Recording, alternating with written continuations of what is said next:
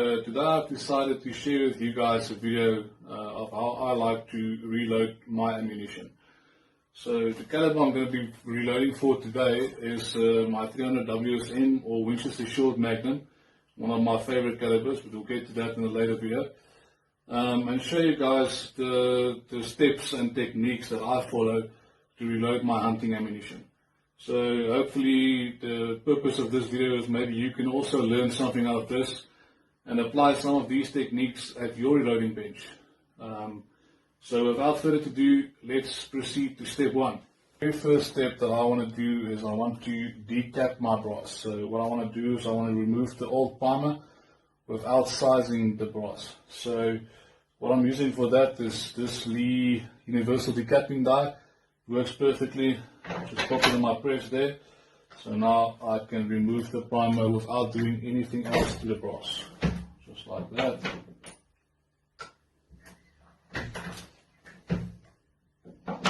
So now that we've decapped our brass, I'm going to now put it in my tumbler. I'm using a wet tumbler from Lyman.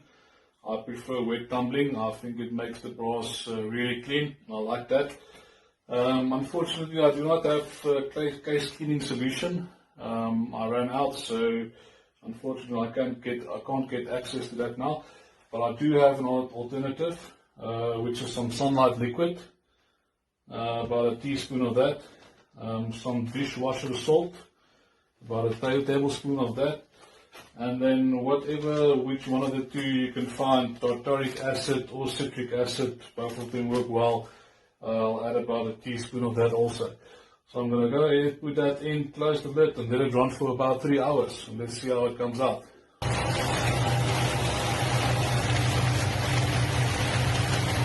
So now that our cases is nice and clean and dried, I dried them up using my Lyman case dryer.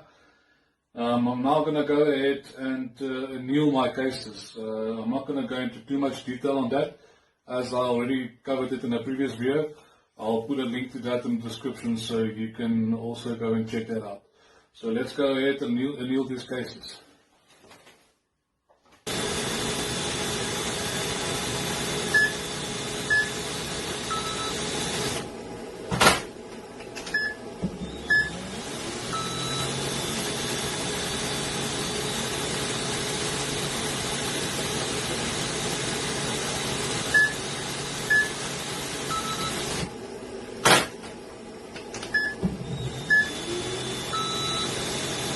Brass has been annealed and cooled down.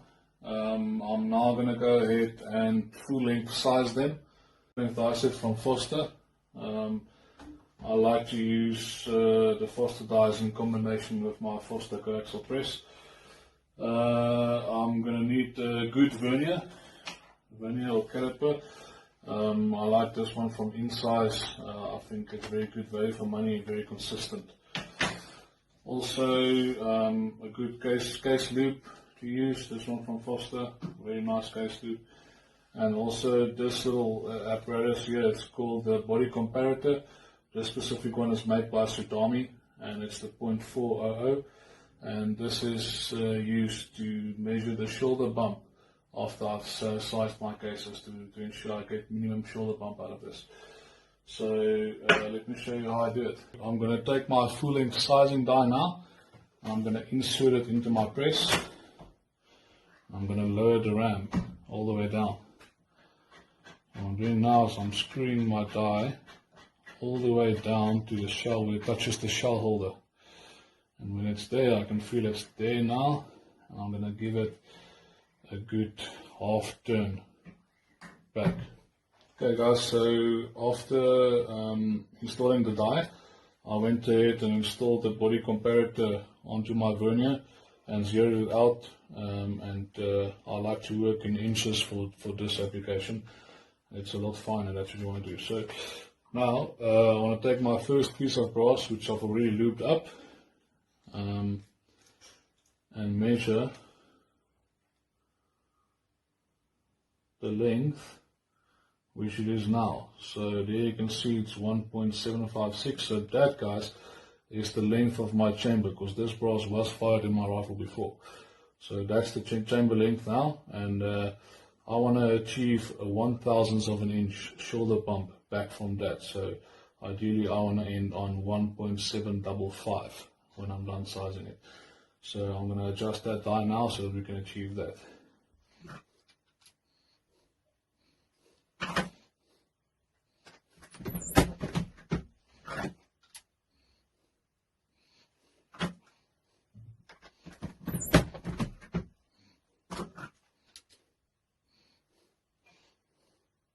Okay guys, so I think we're there. I'm going to take another piece of brass and lube it up and size it. I've already went ahead and locked my lock ring on the die, so we should achieve that shoulder bump right now.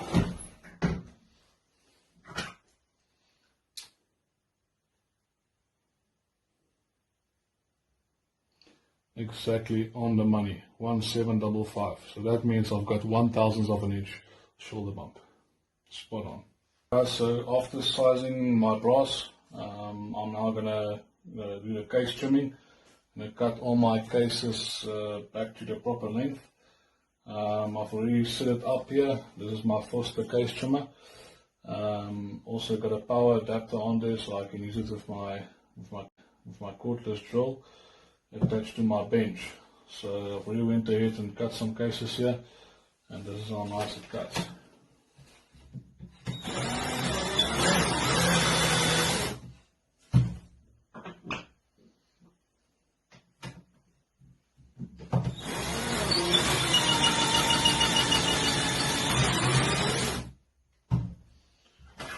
Let's double check the length to verify it.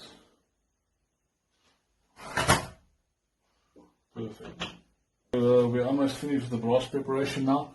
I just needed to do the last couple of things like chamfering and deburring, because we've trimmed the cases to length, so that leaves a burr on the inside and the outside of this case mouth. I'm also gonna do the uniforming of the flash hole inside. It's a very nice and useful tool from Reading. I'll put some more details in the description about that, and also my flash hole, my primer pocket uniformer, to just get the last bit of remaining carbon out of there and just give the case mouth a good wipe on one of these case brushes. So let me show you how it works.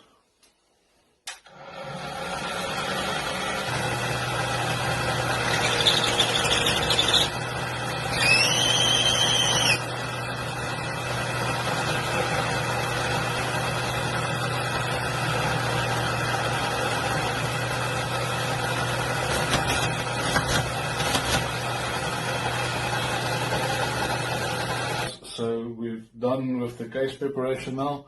These cases here are ready to get primed. I've already got some primers here ready for them. I'm going to prime them with this Frankfurt Arsenal hand priming tool. It comes in this lovely little kit with all the different shell holders, your large and small rifle primer setups, and a big primer tray. So you can put quite a lot of primers in there. So let's go ahead and prime these cases, and then we're going to charge them up with some powder.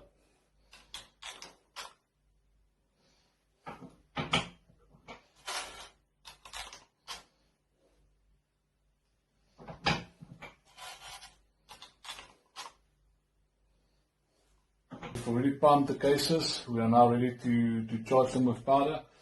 Very important to note here, guys, that this load was developed in my rifle.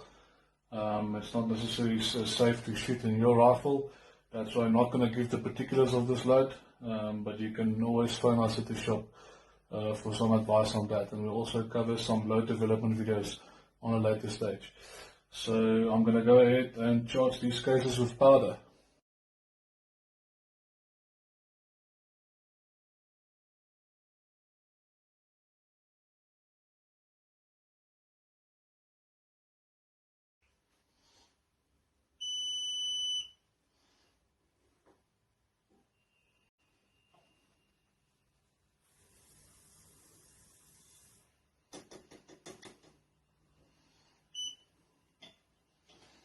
That's it, guys. The powder is charged very efficiently and easy with this RCBF Charge Master Lite. Lovely little machine. Alright, so let's go ahead and seat the bullets. Okay guys, so now that we've charged the cases, I'm going to go ahead and install my seating die. Slide it into the press like that. Just go a little bit deeper with that. That's a good place, and also make sure starting out your seating stem is screwed out all the way so it doesn't seat your bullet too deep with the first stroke. I've already went ahead and set up my seating die to the correct length that I want to load this ammunition. So let's go ahead and seat all the rest of these bullets. There you have it. 22 rounds of hunting ammunition reloaded. Last thing you can do is just give them a good wipe off as you pack them away for storage until the next hunt. Okay guys, so there you have it. As you've experienced today with me, my reloading bench is quite an array of different brand names of equipment. I do not believe that everything should be the same brand name. I believe that every specific task requires a specific tool, and that's why I have these tools that I'll show you today.